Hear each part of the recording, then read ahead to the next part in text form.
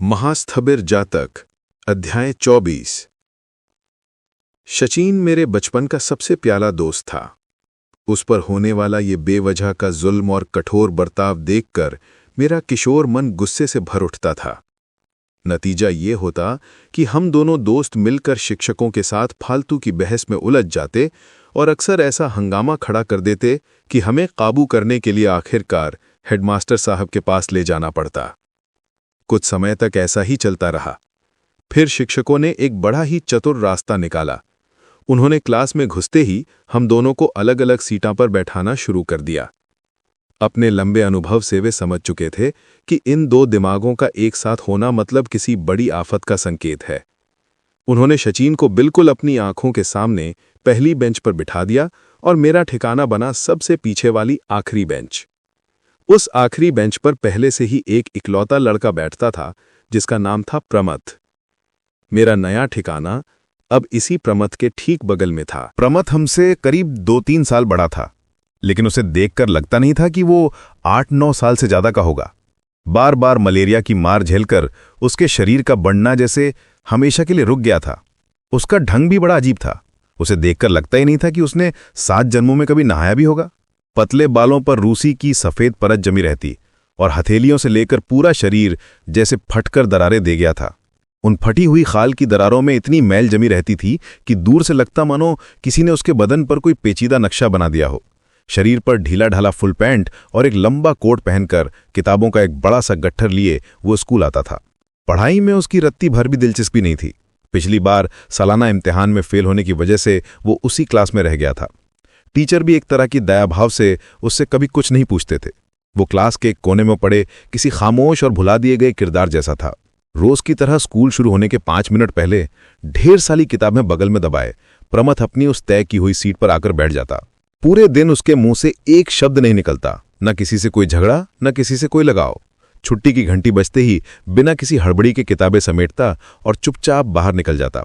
टीचरों ने एक तरह से मुझे कड़ी सजा देने के लिए ही उस रहस्यमय प्रमथ के बगल में बैठने का हुक्म दिया। उसके बगल में बैठकर मैं पूरे दिन बस उसकी अजीब हरकतों को ही देखता रहता था। कभी देखता कि वो किताबों के उस ऊंचे ढेर से कोई एक किताब निकालता और बड़े ध्यान से उसे पढ़ने लगता, तो कभी अपनी कॉपी में न जाने क्या क्या लिखता रहता। और जब उसके पास कोई काम न होता तो वो बस एक के बाद एक पेंसिल छीलने में ही लगा रहता था। उसके पास साजो सामान की कोई कमी नहीं थी। पेंसिल छीलने की मशीन, हड्डी के हत्थे वाला शौकीन चाकू, नुकीली नोक वाला वो खास फाउंटेन पेन और लाल नीली मोटी पेंसिलें।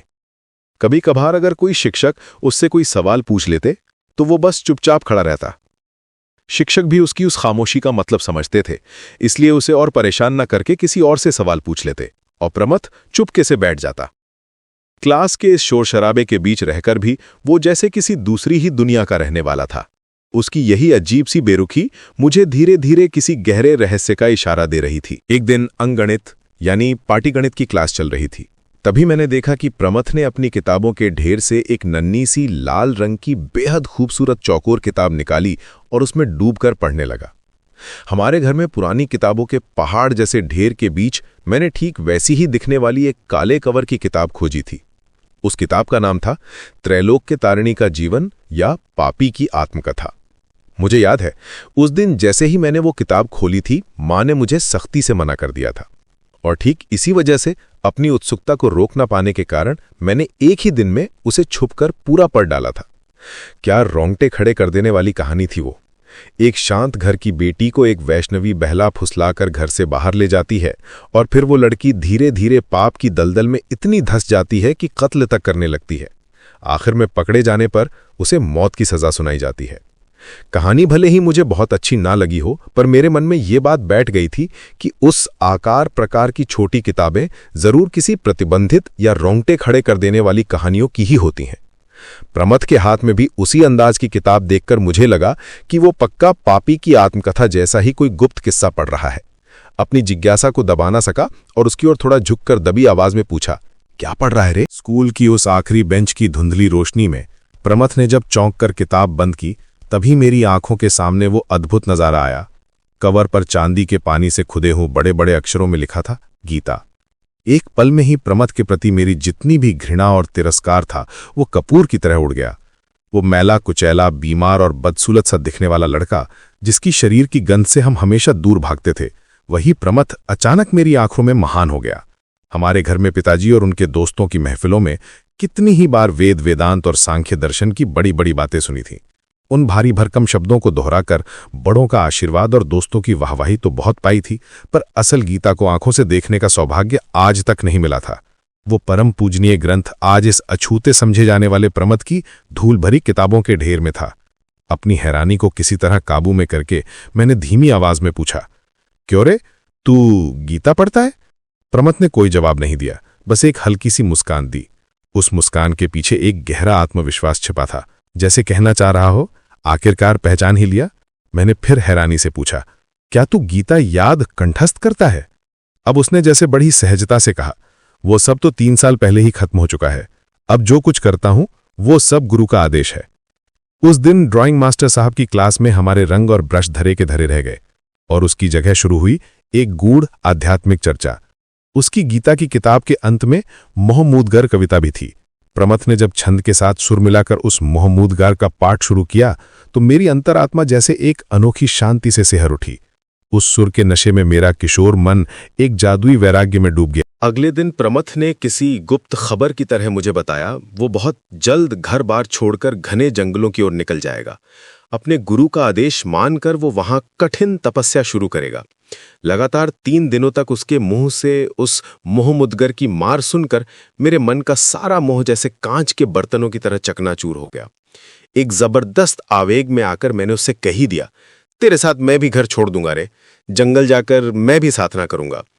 मेरा ये प्रस्ताव सुनकर प्रमथ खुश नहीं हुआ, बल्कि उसका चेहरा और भी गंभीर हो गया और उसकी नजरें जमीन पर टिक गईं।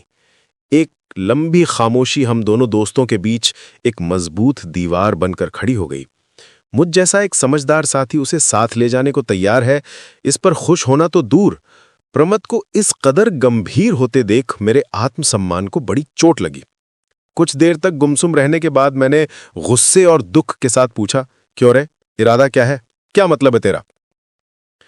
प्रमथ ने तब उदास मन से कहा, तुम लोग तो ठहरे ब्रह्म, तुम लोगों से क्या ये सब हो पाएगा? बस फिर क्या था, जलती आग में जैसे घी पड़ गया।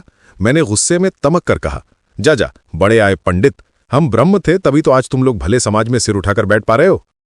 प्रमथ ने खैर शांत होकर मुझे समझाया कि वो हमें छोटा नहीं दिखाना चाहता था, वो तो बस योग साधना में ब्रह्म समाजियों की अरुचि की बात कर रहा था। खैर मान मनव्वर हुआ और हमारी दोस्ती अब एक अलग ही मुकाम पर पहुंच गई। ये तय हुआ कि हम दोनों ही घर छोड़कर घने जंगलों में जाएंगे और कठिन तपस्या करेंगे। प्रमथ न जाने कहां-कहां से अजीबो-गरीब धार्मिक किताबें जुटाकर लाने लगा।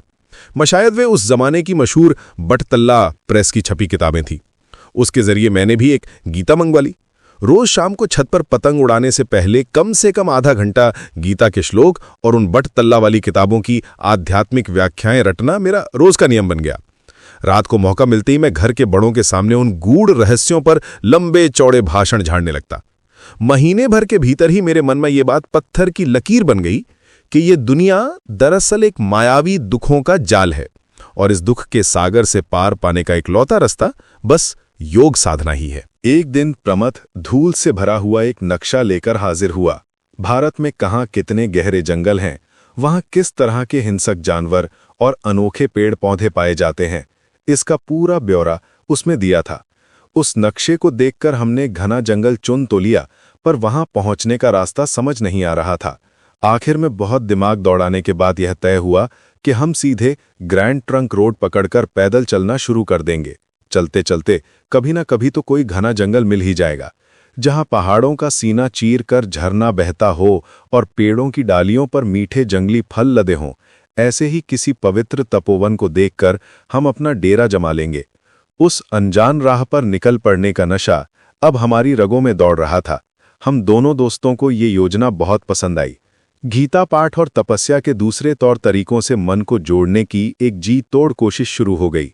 इस नए स्कूल में आकर मास्टर साहबों के कड़े अनुशासन के डर से मेरा चंचल मन पढ़ाई में थोड़ा लगने ही लगा था, पर ठीक तभी मन में यह भयानक वैराग्य जाग उठा।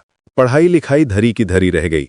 नतीजा ये हुआ कि स्कूल और घर दोनों ही जगहों पर फटकार और अपमान का सिलसिला और भी बेरहम हो गया। प्रिय दोस्तों, अंत तक साथ रहने के लिए धन्यवाद। कृपया हमें प्रोत्साहित करने के लिए इस वीडियो को लाइक, शेयर और सब्सक्राइब करें। आपका सहयोग ही हमारी सबसे बड़ी प्रेरणा है। धन्यवाद।